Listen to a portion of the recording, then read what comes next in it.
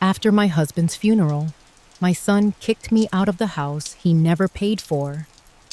The words hung in the cold, damp air, each one a tiny, sharp icicle. Mom, you should go. We we need the house. My own son's words. My Michael. I stood on the porch of the house I'd lived in for 40 years. The house my late husband, Richard, and I had built from nothing. Just a week after we buried him, I was standing here. The air smelled of wet leaves and betrayal. My hand, wrinkled and spotted with age, gripped the handle of a vintage Samsonite suitcase. It was the same one Richard and I had taken on our honeymoon, filled with dreams and cheap souvenirs. Now, it was filled with the hastily packed remnants of my life. Before we continue, please subscribe to the channel and let us know where you are listening in the comments. I looked at Michael. He was my boy, but the man standing in the doorway was a stranger.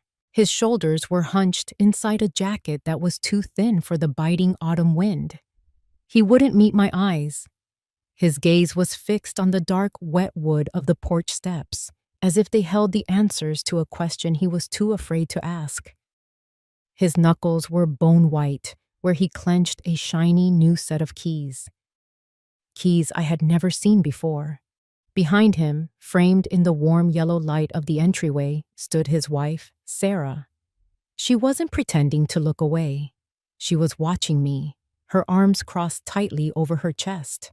She wasn't smiling, not exactly, but there was a small, satisfied curl to her lips.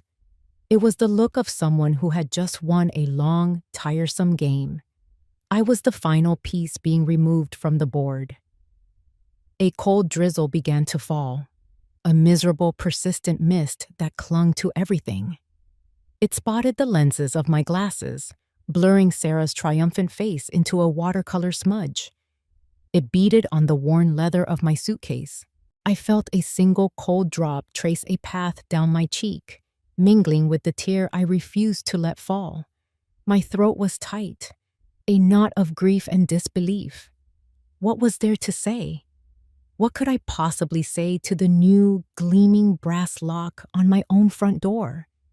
It was so different from the old one, the one Richard had installed himself, the one whose familiar click had welcomed me home for 4 decades.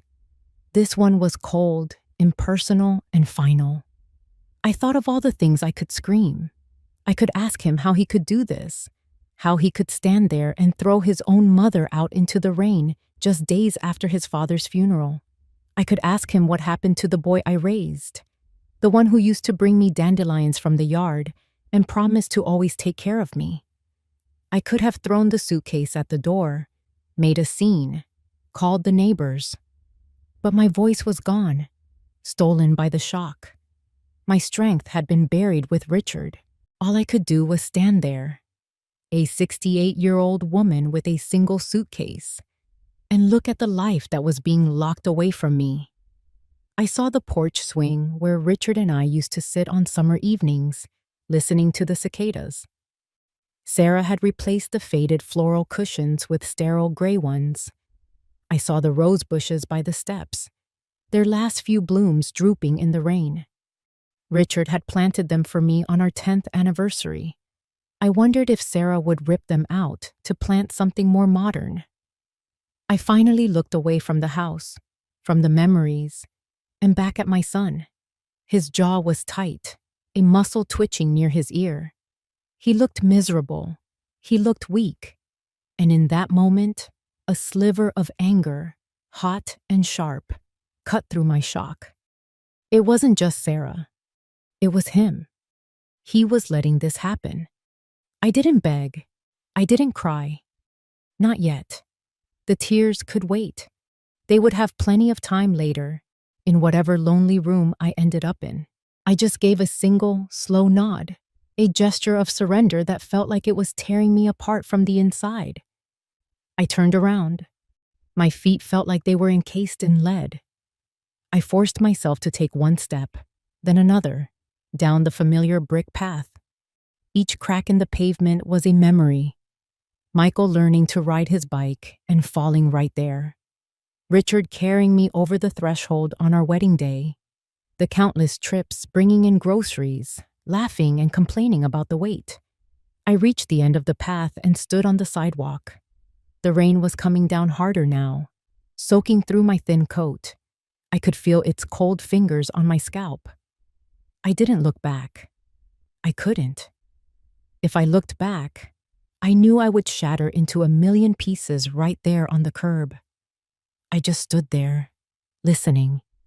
I waited for the sound of the door opening again.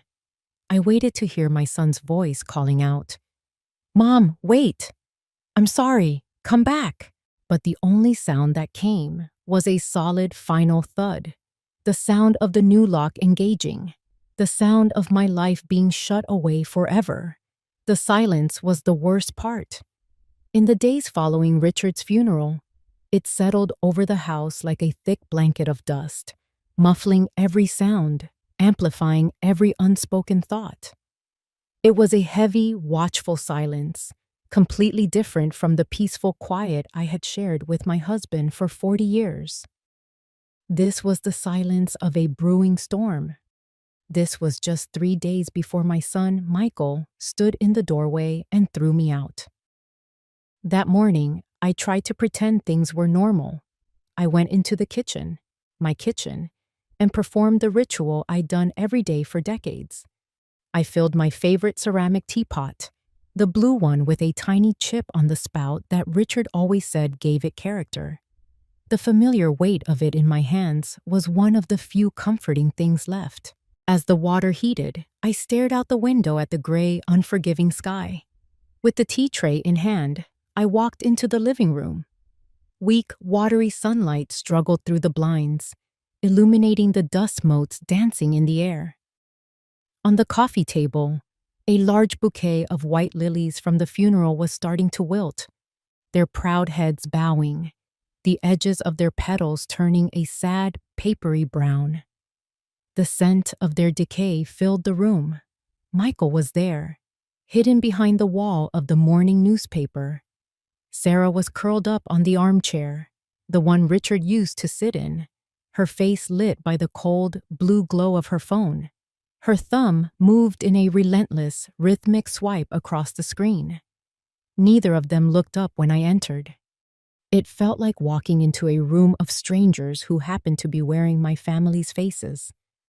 "I made tea," I said, my voice sounding unnaturally loud in the stillness.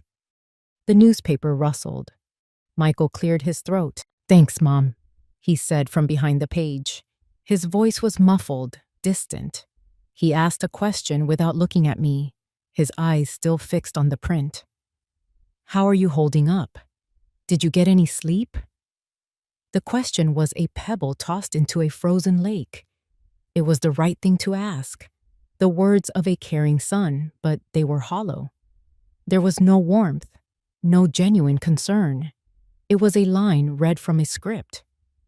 Before I could even form an answer, Sarah spoke up, her voice syrupy sweet, not looking up from her phone. "Oh, Eleanor, you shouldn't be worrying about things like making tea. You just rest. Michael and I will handle everything around the house now." Eleanor. She called me Eleanor, not Mom. It was a small thing, a tiny shift, but it felt like a deliberate push, a redrawing of the lines in our family. She said, "We'll handle everything." But what I heard was, "This isn't your job anymore. This isn't your house anymore." I forced a smile onto my face. It felt brittle, like it might crack. "It's no trouble, dear. I like doing it." I poured a cup and placed it on the small table beside Michael's chair. He just nodded, his attention never leaving the newspaper. It was like a shield he was holding up against me. I sat on the sofa, clutching my own warm mug. The silence descended again, broken only by the faint, rhythmic swish of Sarah's thumb on her phone and the crinkle of Michael turning a page. I looked up at the mantel, at the large wedding photograph of Richard and me. We were so young, laughing into the camera, his arm wrapped securely around my waist. He had a look of pure, unguarded joy on his face. He had always been able to make me laugh. Looking at that photo, a wave of profound loneliness washed over me, so sharp it almost took my breath away. Richard was gone, and in his place were these two silent, distant people. My son, who was hiding from me, and my daughter-in-law, who looked at me with an unreadable coolness in her eyes whenever she thought I wasn't watching. I knew, with a certainty that chilled me to the bone, that something was wrong. This wasn't just grief. Grief was a shared weight. This was something else. This was a secret, an unspoken agenda that hovered in the air between us. I took a sip of my tea, but it couldn't warm the cold dread that was slowly spreading through my veins. The wilting lilies seemed to mock me from the coffee table. Their time was over, and a terrifying, sinking feeling told me that mine was too. The afternoon light was weak and gray, doing little to warm the living room. I was folding laundry on the sofa, the scent of fresh linen, a small ordinary comfort in a house that no longer felt like my own. I was trying to create a sense of purpose, to hold on to the simple routines that had structured my life for so long. It was a losing battle. The front door opened and closed, and I looked up to see Sarah walking in. She was not alone. A woman I'd never seen before, dressed in a sharp blazer and carrying a large portfolio, followed her in.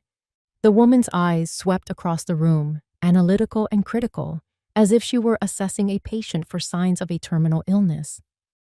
"Eleanor," Sarah said, her voice bright and businesslike. "This is Catherine. She's an interior decorator. She's going to help us freshen things up around here." Freshen things up. The word sounded like a threat. I glanced over at the corner of the room, where Michael was sitting at a small desk, his back mostly to us. He was staring intently at his laptop screen, his shoulders hunched. He didn't turn around, didn't acknowledge the introduction. He was trying to make himself invisible, a ghost in his own family's drama. I gave the decorator a tight, polite nod. "It's nice to meet you." Catherine, the decorator, walked to the center of the room, her heels clicking softly on the hardwood floor. Sarah followed, a clipboard in her hand. They began to murmur to each other, pointing at the curtains, the rug, the wallpaper. I felt a cold knot form in my stomach. I was an intruder, listening in on the plans for a life that didn't include me. I went back to folding, my movements stiff and robotic. Then Sarah's voice cut through the air, clear and decisive. "And this," she said, gesturing towards the corner by the fireplace. "This can definitely go." I followed her gesture, my breath caught in my throat. She was pointing at Richard's rocking chair. It wasn't just a chair. It was a landmark of our life together. It was made of dark, solid oak, the wood worn smooth and shiny over the years from the touch of our hands. It was where Richard sat every single evening to read the paper. It was where he rocked Michael to sleep as a baby, humming off-key lullabies. It was where I sat, wrapped in a blanket, on the night he passed away, rocking back and forth until the sun came up. The chair held 40 years of our history in its very grain. "What do you mean, go?" I asked it, my voice barely a whisper. Sarah turned to me, her smile patient, as if explaining something to a child. "We're just going to move it to storage, Eleanor. It's a bit old-fashioned, don't you think? It doesn't really fit the clean, modern aesthetic we're going for." "Old-fashioned?" I repeated, standing up. The laundry tumbled from my lap onto the floor. "Richard loved that chair." "I know, and that's sweet," she said, her tone dismissive. "But times change. We need to look to the future." She turned back to the decorator. "We can replace it with a nice minimalist armchair, something in a light gray, perhaps." My eyes shot to Michael. This was it. This was the moment. He had to say something. He had to defend his father's memory, our memory. I stared at the back of his head, willing him to turn around, to speak up, to be my son. Please, Michael, say something. The silence stretched, thick and suffocating. The only sounds were the soft rustle of Catherine's notepad and the distant hum of traffic. Michael didn't move. He didn't make a sound. He just kept staring at the bright screen of his laptop as if it held the secrets to the universe, while behind him, his wife was casually dismantling our past. His silence was louder than any argument. It was an answer. It was a betrayal. It told me everything I needed to know. He had made his choice. He had chosen his wife, his future, this clean, modern aesthetic, over me and everything Richard and I had built. A sharp, stinging pain, different from grief, lanced through my chest. It was the pain of being erased. Catherine, the decorator, must have sensed the tension. She cleared her throat. "Well, the bones of the room are good," she said, her voice professionally cheerful. "Great natural light. We have a lot to work with." Sarah smiled, pleased. "I thought so too," she said. And the two of them moved towards the window, discussing paint swatches and fabric samples. The conversation moved on, leaving me and the rocking chair behind, two relics scheduled for removal. I slowly bent down and began to pick up the scattered laundry, my hands trembling. The smell of fresh linen no longer felt like a comfort. It smelled like a lie. Sunday dinner had always been Richard's favorite meal of the week. He believed it was sacred, a time to put everything else aside and just be a family. The smell of roast chicken would fill the house for hours, a warm, savory promise of comfort and connection. Tonight, the chicken was roasting. The smell was the same, but the promise was broken. The comfort was gone. The air in the dining room was thick with a silence so cold it felt like it could shatter. I sat at the head of the long oak table, in the same chair I had always occupied. But tonight, it didn't feel like a position of honor. It felt like an island. Far at the other end, Michael and Sarah sat close together, their chairs angled towards each other, creating a private, impenetrable fortress. They were speaking in low murmurs, their words too soft for me to hear, but their body language was a shout. They were a unit. I was the outsider. I had spent the afternoon helping to prepare the meal out of habit, but Sarah had shadowed my every move, subtly taking over. "Oh, let me get that, Eleanor. It's too heavy," she'd say, taking the roasting pan from my hands. "I have a new recipe for the gravy I want to try," she'd announce, nudging me away from the stove. I was being politely, systematically demoted from the head of the household to a guest with no real purpose. Now, as Michael carved the chicken, the only sounds were the scrape of the knife against the platter and the clinking of our silverware. He placed a slice of breast meat on my plate, along with a scoop of mashed potatoes and some green beans. He did it all without a word, without looking at me. It was the mechanical service of a reluctant waiter. We ate. Or rather, they ate. I pushed the food around my plate. The chicken, which should have been juicy and flavorful, tasted like cardboard. The creamy mashed potatoes felt like glue in my mouth. Every bite was an effort, a struggle to swallow past the lump of sorrow in my throat. Michael ate with a frantic, desperate energy, his eyes fixed on his plate. He wasn't tasting the food. He was inhaling it. He was trying to finish as quickly as possible, to escape the crushing weight of the silence, to escape my presence. Each hurried bite was a testament to his cowardice. Halfway through the meal, Sarah put her fork down with a delicate clink. She took a sip of her water and looked at Michael, but she pitched her voice just loud enough for me to hear clearly. "My friend Jenna was just telling me about her parents' house," she began, her tone light and conversational. She said they have so much stuff, decades of it, just collecting dust. She says it's so much better to live a minimalist lifestyle, less to clean, less to worry about. It's just so freeing. There it was, a perfectly aimed dart, disguised as a casual observation. It wasn't about Jenna's parents. It was about me. It was about Richard's rocking chair, about the photos on the wall, about the little trinkets and books that held the story of my life. She was calling my memories stuff. She was calling my life clutter. I felt the blood drain from my face. I looked at Michael, waiting, pleading with my eyes for him to say something, to defend me, to defend the life his father and I had built. He could have said anything. Oh, I don't know. I kind of like having memories around. Or even just, please pass the salt. Anything to break the spell of her cruelty. He did nothing. He just kept eating, his fork scraping against his plate a little louder now. He didn't even flinch. His silence was his consent. He was agreeing with her. I looked down at my plate. The green beans were cold. The gravy on the potatoes was starting to congeal. The golden brown chicken skin looked greasy under the dim yellow light of the dining room chandelier.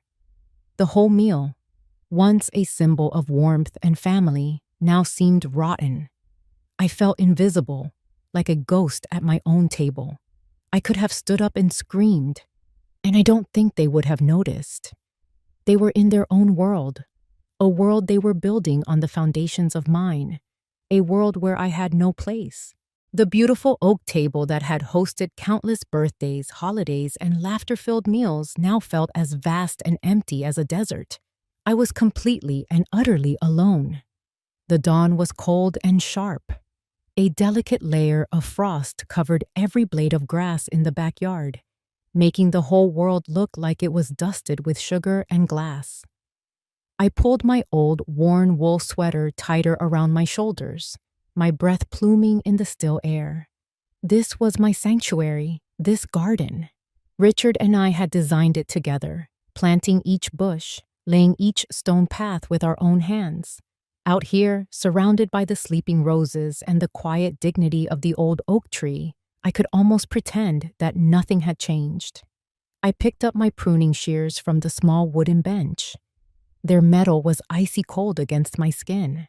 The familiar weight in my hand was reassuring. Pruning the roses was a ritual, a conversation I continued to have with my husband. He always said that you had to cut back the old, dead wood to make way for new growth. A metaphor for life, he'd call it, with a wink. The irony of it all felt like a physical weight on my chest.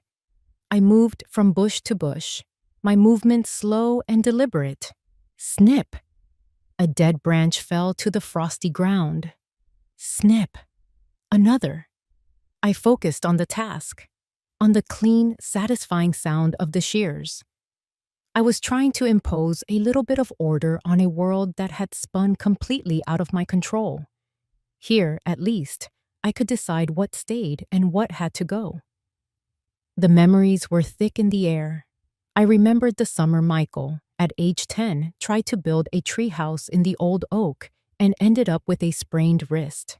I remembered the countless barbecues, the smell of charcoal mingling with the sweet scent of Richard's prize-winning roses. This garden wasn't just dirt and plants. It was a living archive of our family, of our love. Each rose bush was a testament to a life well lived, a life that was now being systematically dismantled from the inside out. I was trimming a beautiful deep red rose, a variety called Mr. Lincoln that had been Richard's absolute favorite, when a sound from the house sliced through the morning calm. The kitchen window was cracked open, just a sliver, to let out the steam from the coffee maker. And through that sliver came a voice, Sarah's voice. It was low but sharp with an unfamiliar edge of panic. It was a voice stripped of all its syrupy sweetness, raw and frayed with fear. "You have to do something, Michael. You have to do it today."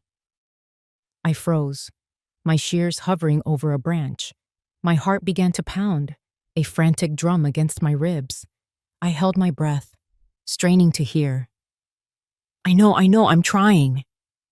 Michael's voice was a muffled, defeated rumble. "What do you want me to do, Sarah? Just throw her out on the street?" "Don't be so dramatic," she hissed back, her voice a venomous whisper. "I'm not the bad guy here. Did you even look at the letter?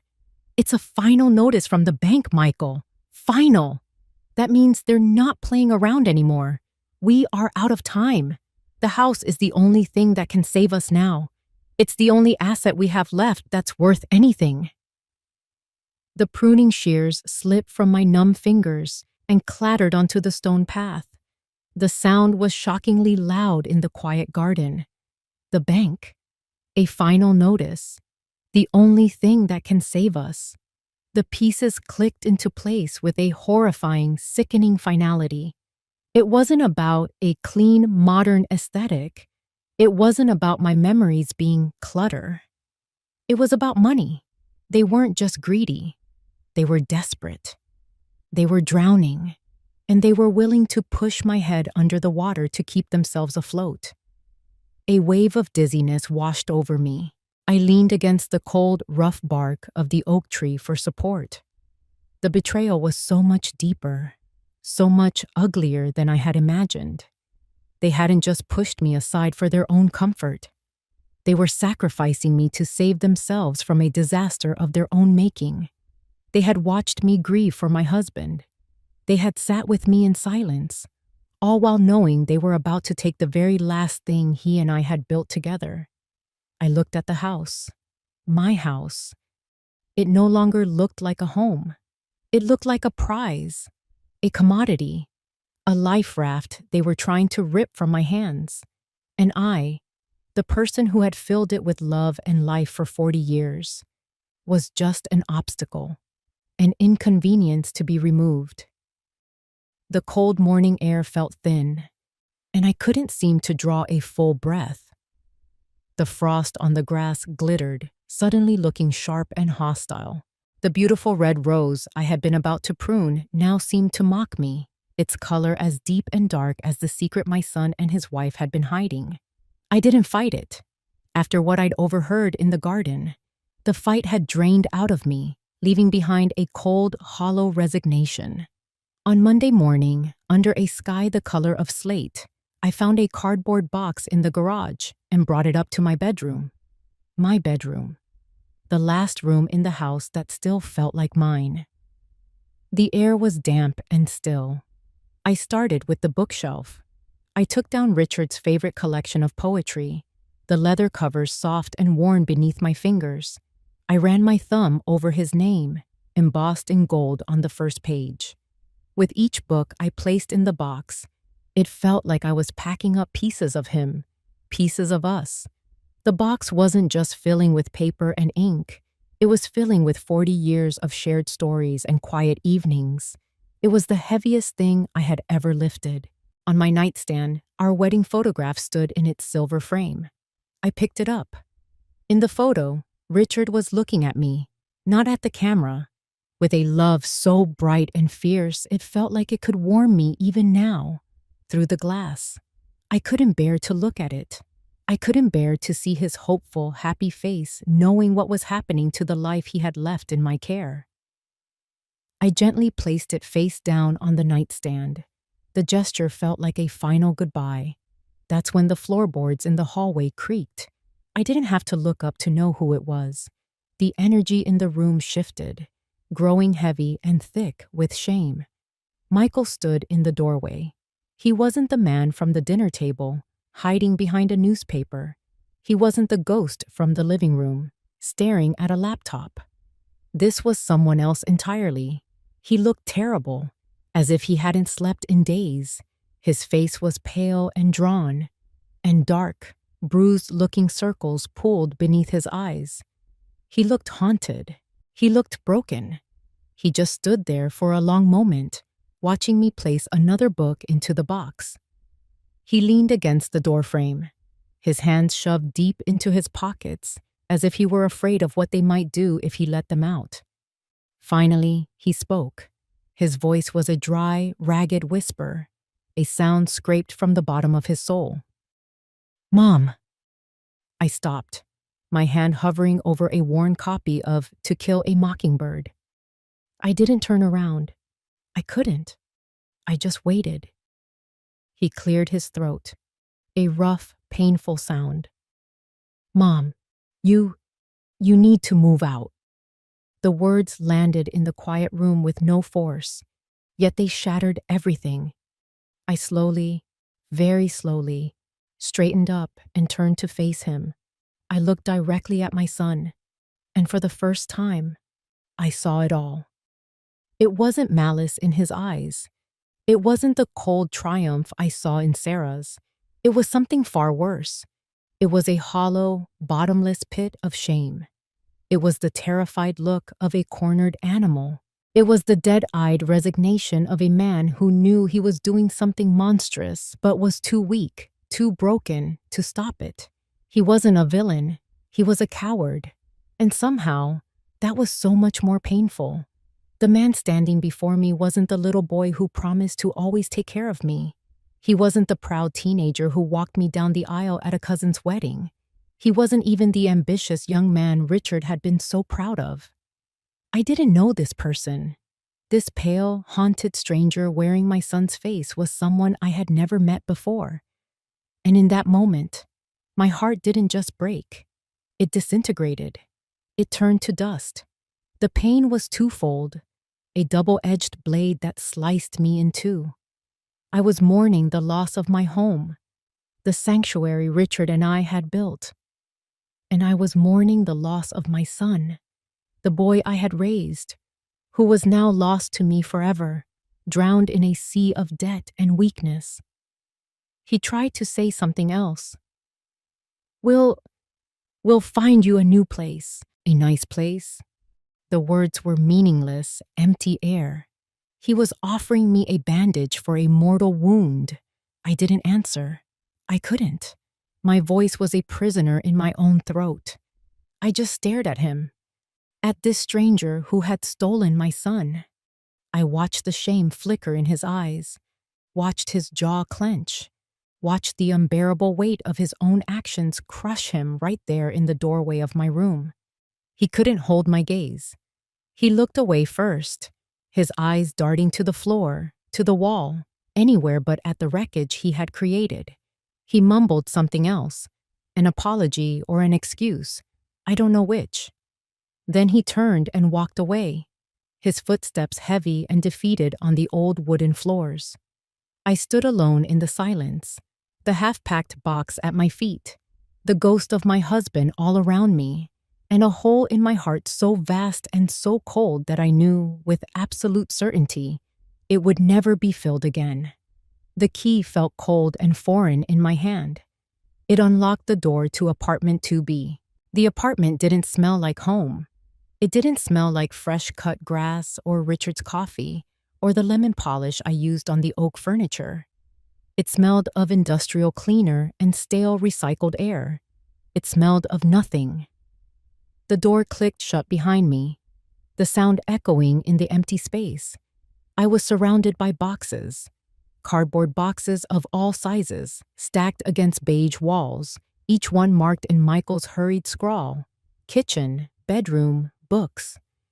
They looked like tombstones in a sterile, lifeless cemetery. This was it. This was my new life, packed into squares of corrugated paper. I walked to the center of the living room. It was small, a pale imitation of the one I had left. A large window looked out, not onto a garden of rose bushes, but onto a sprawling parking lot dotted with sensible sedans just like mine. Beyond that, another building identical to this one stared back at me. I was anonymous now, just one of 100 identical windows. For a long time, I just stood there, my purse still slung over my shoulder, the cold key still clutched in my fist. I was waiting for the wave of grief to hit, for the tears to finally come, for the screaming rage to boil over. But nothing happened. I felt hollowed out, a fragile shell with nothing inside. The shock had insulated me, wrapping me in a thick, gray numbness. The silence was absolute. It pressed in on me from all sides. But as the minutes ticked by, I began to realize that this silence was different from the one I had endured in my own home. That silence had been tense, a weapon, thick with unspoken resentments and things left unsaid. This silence was just empty. It held no judgment. It held no expectation. It was a blank canvas. My legs began to ache. I spotted a box labeled kitchen, and, with robotic movements, I opened it. I found my blue ceramic teapot, the one with the chip on the spout. It had survived the journey. I found the box of Earl Grey tea bags and a single mug. I filled the pot with water from the strange, unfamiliar tap and set it on the strange, unfamiliar stove. While the water heated, I sat on a sturdy-looking box marked linens. I looked around at the beige walls, the beige carpet, the beige countertops. It was a world devoid of color, devoid of history. It was a place for waiting. Waiting for what?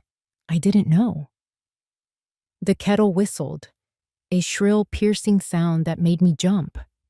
I made my tea and cradled the warm mug in my hands, letting the steam mist my face. The warmth did little to penetrate the ice in my veins. I felt adrift, unmoored from everything I had ever known, a ghost haunting someone else's empty apartment. I couldn't just sit here. I couldn't let the beige walls swallow me whole. I needed to do something, anything, to feel real again. My eyes landed on the box I was sitting on.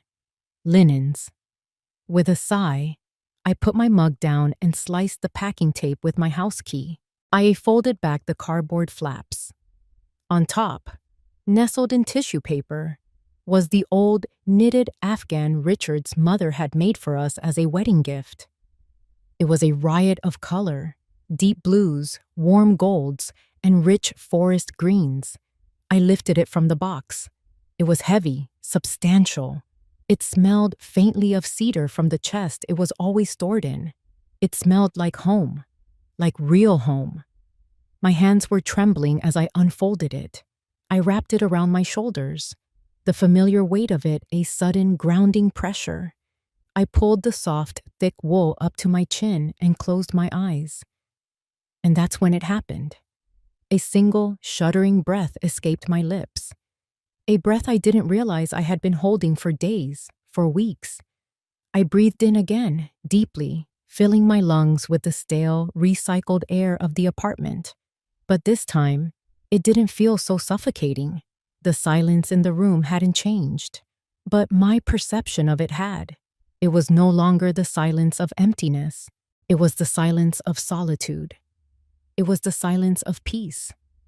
There were no footsteps to listen for, no passive-aggressive comments to brace for, no heavy sighs of disappointment from across the room.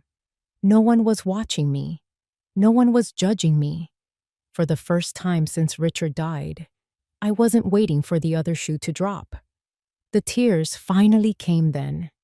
Not the hot, angry tears of betrayal, but quiet, salty tears of profound, aching loneliness. They streamed down my face, soaking into the collar of my shirt. But as I sat there, wrapped in a blanket of memories, a tiny, fragile thought pushed its way through the grief. I could survive this. It wouldn't be easy. It wouldn't be the life I had planned. But in this quiet, lonely, beige room, I was safe. I was alone, but I was also, finally, free. For 2 weeks, the beige walls of my apartment were my entire world. I unpacked my boxes, arranged my few belongings, and established a quiet, lonely routine. But the silence, which had at first felt like a peaceful refuge, began to feel like a prison. I was starving for a real human voice, for a conversation that wasn't just in my own head. A flyer taped inside the elevator announced a Saturday social hour in the community common room with coffee and pastries. The thought of walking into a room full of strangers made my stomach clench with anxiety.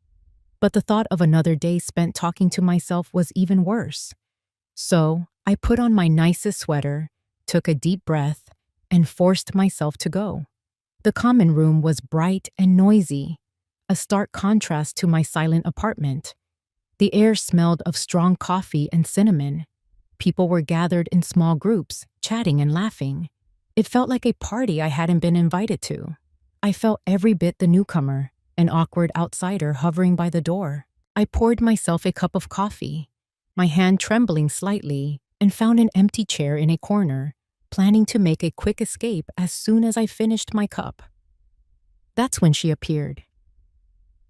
"Is this seat taken?" A cheerful voice asked. I looked up to see a woman smiling down at me. She was younger than most of the residents, probably in her early 50s, with a stylish haircut and a bright, energetic aura. "No, please," I managed to say. "I'm Brenda," she said, sitting down with a plate holding a large cinnamon roll. "I haven't seen you around before. You must be new." Her smile was dazzling, one of those perfect, toothy smiles you see in toothpaste commercials. It was almost too bright. "Eleanor," I said. "Yes, I just moved in a couple of weeks ago." "Well, welcome to the madhouse," she laughed. "It's a good group here mostly. You just have to avoid George when he starts talking politics." She leaned in conspiratorially. "So what brings you to our humble abode?" There was something about her, an easy, disarming warmth that made it feel safe to talk. I hadn't intended to say anything, but the words just started to tumble out. I gave her the short version, of course. I told her my husband had recently passed away, and that I decided to downsize, to move somewhere smaller and easier to manage. I left out the part about the new lock on the door and the suitcase in the rain. Brenda listened with an expression of intense, focused empathy. She nodded in all the right places, her brow furrowed with concern. She even reached out and gave my hand a comforting squeeze. "Oh, you poor thing," she said when I finished. "To lose your husband and then have to go through the stress of a move all at once. That's just awful. You are one strong woman." No one had called me strong. I felt like the weakest person on earth. Hearing her say it made a lump form in my throat. "It hasn't been easy," I admitted, my voice thick. "I can only imagine," she said, her voice soft. "Family is so important at a time like this. I hope your children have been a good support for you." And that was all it took. The dam broke. I told her everything. I told her about Michael and Sarah, about the rocking chair, about the dinner, about the final soul-crushing conversation in my bedroom. The story poured out of me in a torrent of whispered, painful words. I couldn't stop it. Brenda never interrupted. She just listened, her eyes full of what looked like genuine compassion. When I finally fell silent, exhausted and a little horrified at how much I had revealed to a perfect stranger, she shook her head slowly. "Oh, Eleanor," she sighed. "That's a tough situation. A really tough one." She paused, choosing her words carefully. "You know, sometimes when people are grieving, and when there's money and property involved, things get messy. People say and do things they don't mean. They get scared." She leaned closer. "I'm sure your son loves you very much. He's probably just in over his head. And his wife. Well, sometimes we women can get a little carried away when we're trying to build a nest." She smiled a little, as if sharing a secret between us.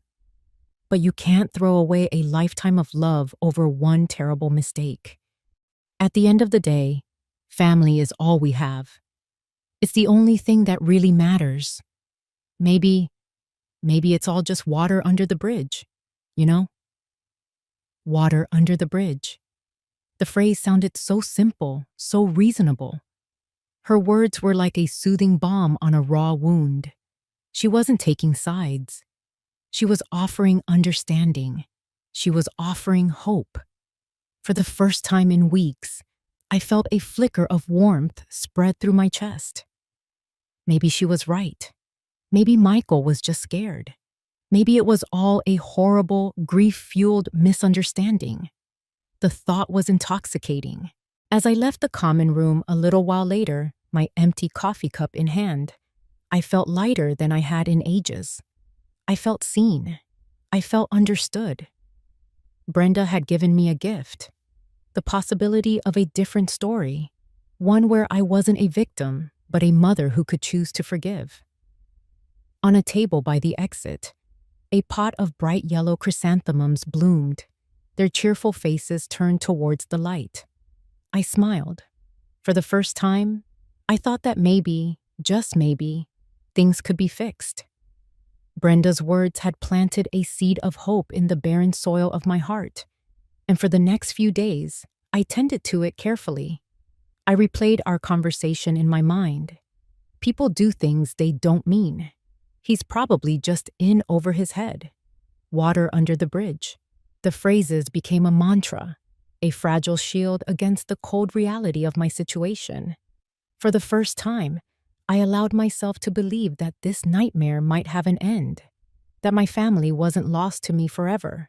So when the knock came on my apartment door that afternoon, I wasn't filled with the usual dread. I felt a flicker of nervous anticipation. I opened the door, and there they were, Michael and Sarah. They looked completely different. The tension was gone from Michael's shoulders. The smug superiority was gone from Sarah's face. They looked tired, yes, but also remorseful. Michael was holding a bakery box, the kind they use for pies, and Sarah was holding a bouquet of bright yellow chrysanthemums, just like the ones I'd seen in the common room. The gesture was so on the nose, it should have been a red flag, but I was too blinded by hope to see it.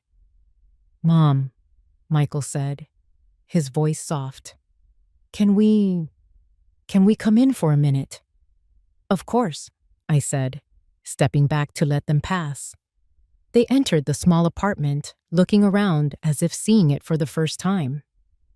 "It's cozy," Sarah said, placing the flowers on my small kitchen counter.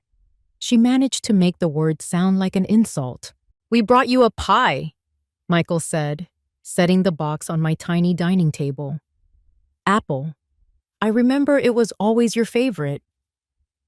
He remembered. A small, simple detail, but it felt monumental. My heart swelled. Brenda was right. He did love me. He did remember. "Thank you, Michael. That's very thoughtful," I said, my voice genuine. They sat on my small sofa, perched awkwardly on the edge of the cushions. I sat in the armchair opposite them. For a moment, we were all silent. Michael broke it first. He leaned forward, his hands clasped between his knees, and he finally looked me in the eye. "Mom, we're so sorry," he said, his voice thick with emotion. "We've been acting like monsters. I haven't been myself since Dad died. Grief does crazy things to people. I let things get out of hand. I let Sarah..." He glanced at his wife. Sarah picked up her cue perfectly. "I've been terrible, Eleanor. Truly. I was so worried about Michael, so wrapped up in everything. I wasn't thinking clearly. The things I said, the way I acted. There's no excuse. We miss you. The house isn't the same without you." It was everything I had been secretly hoping to hear. Every word was a soothing balm on my bruised heart. I wanted to believe them so desperately that I didn't question a thing. I just nodded, my eyes filling with tears of relief. "We want to make it right," Michael continued, pressing his advantage. "We want you to come home. Not for good, just for dinner tomorrow night. So we can talk properly, as a family, no decorators, no distractions. We need to fix this. I, I started. My voice choked. I'd like that very much. A wave of relief washed over their faces. Sarah's smile was wide and bright. Oh, that's wonderful, she exclaimed. Let me just text Brenda and tell her the good news. She's been so worried about you. She reached for her purse but then paused. Actually, would you mind if I used your restroom first? Of course not, dear. It's just down the hall, I said. As she stood up, she left her phone on the coffee table. Careless, overconfident. I'll put the kettle on, I said, my voice light with happiness. A cup of tea felt like the perfect way to seal this truce. A new beginning. I stood up and walked the few steps to my small kitchen counter. As I filled the kettle with water, a soft buzz came from the coffee table behind me. I glanced over my shoulder, not meaning to pry. It was just a reflex, but my eyes caught the screen as it lit up, and the world stopped. It was a text message. The sender's name at the top of the screen was Brenda. Beneath it, the preview of the message was stark and clear against the bright screen. Just stick to the plan. She's softening up. I think she's about to agree to sign.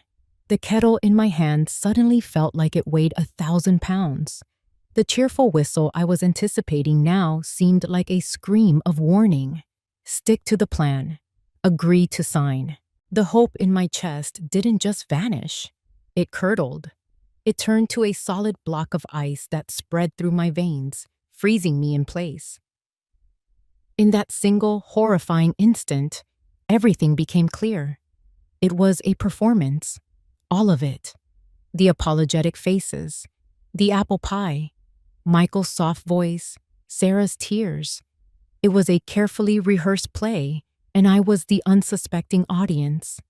And Brenda, kind, empathetic Brenda, with her comforting words and her stories about family. She wasn't a friend. She was a Judas goat, leading me to the slaughter. I stood with my back to them, my hand gripping the counter to keep myself from falling. The water was in the kettle. The tea bags were on the counter. The perfect little scene of reconciliation was set. I had to turn around. I had to walk back into that room and face them. I had to pretend I hadn't seen a thing and serve tea to the people who were trying to destroy me. I placed the teacups on the coffee table with a hand that did not shake. The clink of ceramic against wood was the only sound in the room. Inside, my heart was a frozen, jagged stone. But on the outside, I was the picture of a gentle, forgiving mother. I had learned in the last 5 minutes that I was a much better actor than they were. I sat back down in my armchair, the one opposite the sofa where they sat, a matched set of predators waiting for their prey to walk into the trap. I picked up my own teacup, letting the warmth seep into my cold fingers. I met their expectant gazes with a soft, placid smile. The ball was in their court. So, I said, my voice even, it was good of you to come. Michael took the opening, leaning forward earnestly. Of course, Mom. We had to. We couldn't let things stay the way they were. This whole thing, it's been a nightmare. A nightmare, I repeated softly, taking a sip of tea. The word tasted like ash in my mouth. Exactly, Sarah chimed in, her voice dripping with manufactured sincerity. And we know it's been hardest on you. We want to fix it. We want our family back. She reached over and placed her hand on Michael's knee, a perfect portrait of a supportive wife. It was all for my benefit, a carefully staged play. And how do you propose we fix it? I asked, my curiosity genuine. I truly wanted to see how far they would take this lie. Well, Michael said, clearing his throat. First, you come home. We'll have that dinner tomorrow night, and we'll just talk, clear the air, and then we can figure out the logistics. Logistics? I asked it, raising an eyebrow. This was the part they had rehearsed. Michael glanced at Sarah, who gave him a subtle nod of encouragement. Yeah, you know, he said, trying to sound casual. The house. The title is still in your and Dad's name, in the trust. It's all a bit complicated. Our lawyers said it would be much simpler for tax purposes and everything if we just streamlined it, put it in our names. It would make it easier for us to manage the property taxes, the upkeep, all the things you shouldn't have to worry about anymore. There it was, the hook, hidden beneath layers of fake concern and legal jargon. Agree to sign. The words from Brenda's text message echoed in my mind.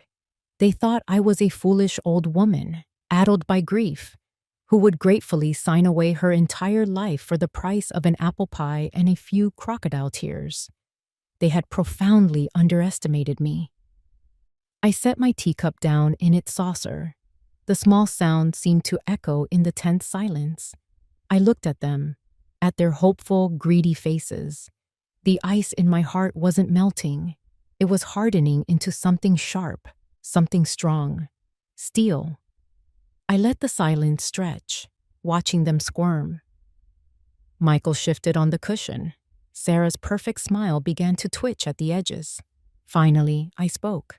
My voice was quiet, but it carried the weight of my newfound certainty. That's very thoughtful of you both, I said, but it won't be necessary. I paused. I'm happy here. The words landed in the room like stones, shattering their carefully constructed fantasy. Michael's face fell, confusion warring with frustration.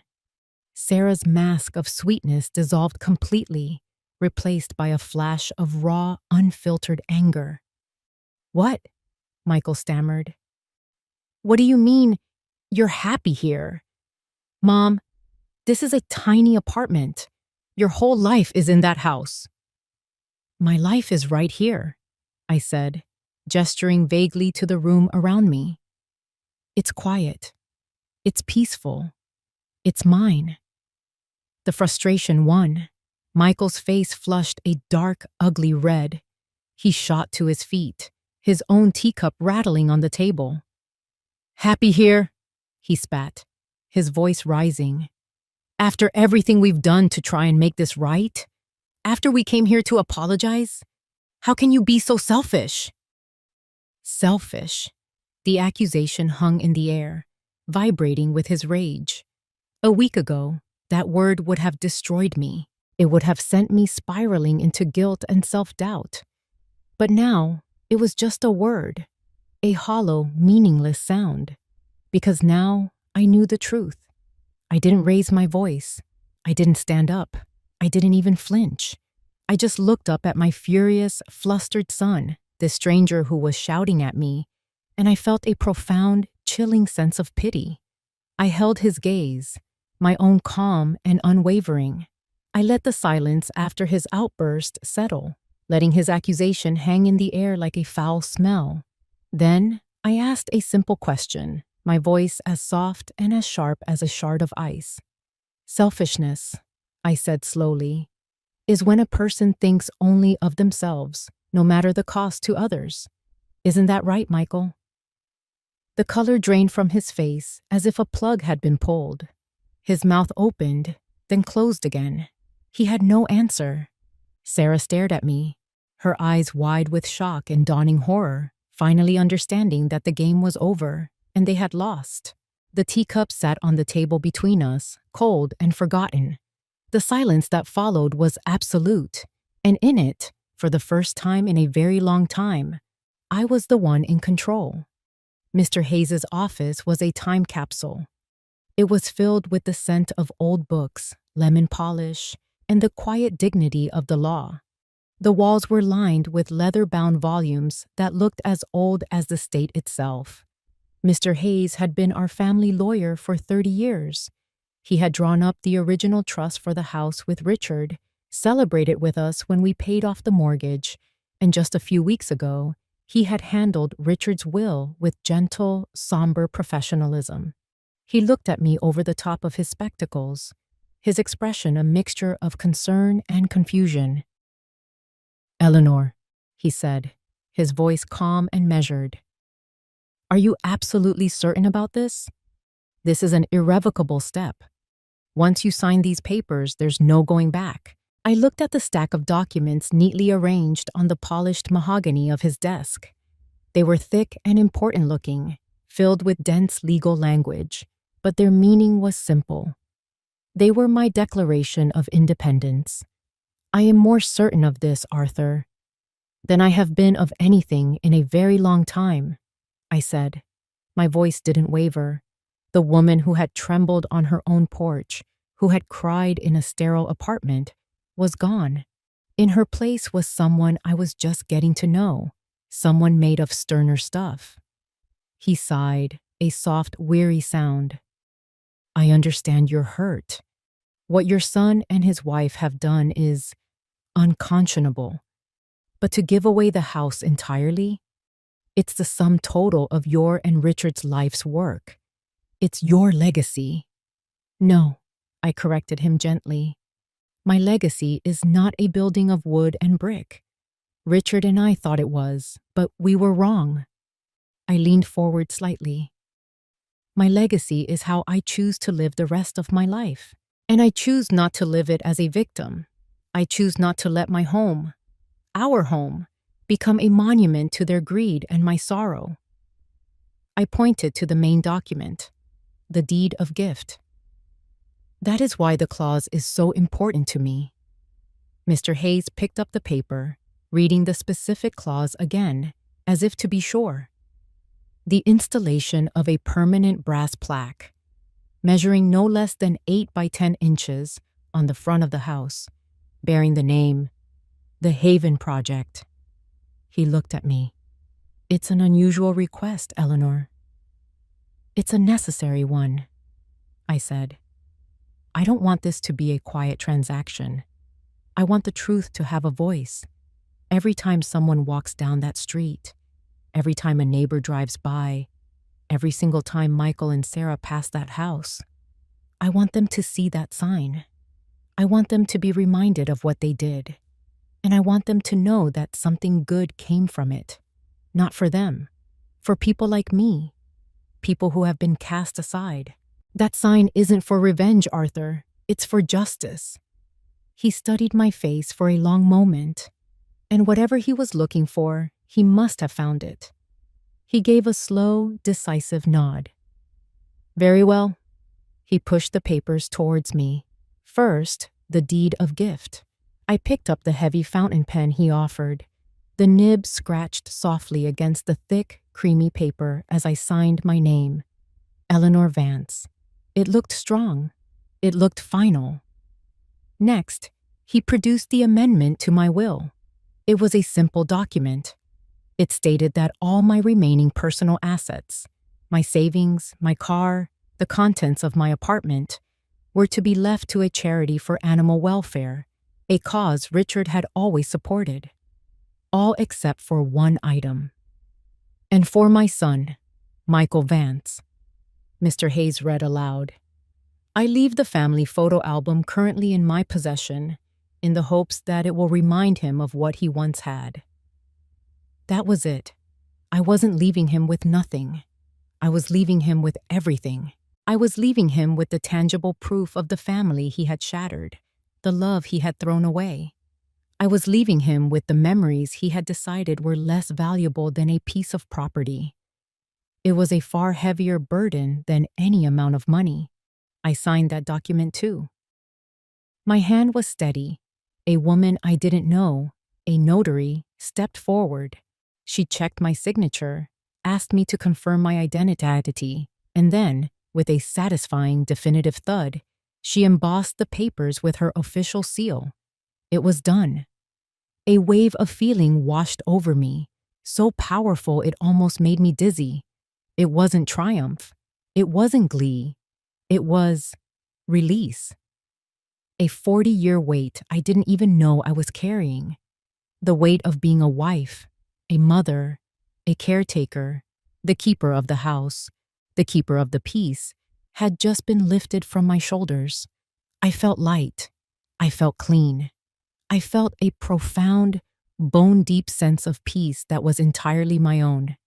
I stood up and extended my hand to Mr. Hayes. "Thank you, Arthur, for everything." He took my hand, his grip firm and respectful.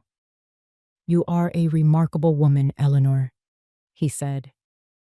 I walked out of his office, leaving the signed papers and the ghost of my old life behind me. The sun was bright in the afternoon sky. I didn't know where I was going next, not exactly, but for the first time, it didn't matter, because wherever I went, I would be going as myself, whole and complete, the sole author of my own story. And that was a home no one could ever take away from me. Spring arrived that year not as a gentle suggestion, but as a bold, confident declaration. The sun felt warm on my face, and a soft breeze, carrying the sweet scent of lilac from a neighbor's bush, rustled the leaves of the small maple tree I had planted outside my patio. I sat in my old wooden rocking chair, the one I had insisted on taking with me, letting its familiar, rhythmic creak soothe me. In my hands, I held my favorite blue ceramic mug, filled with hot tea.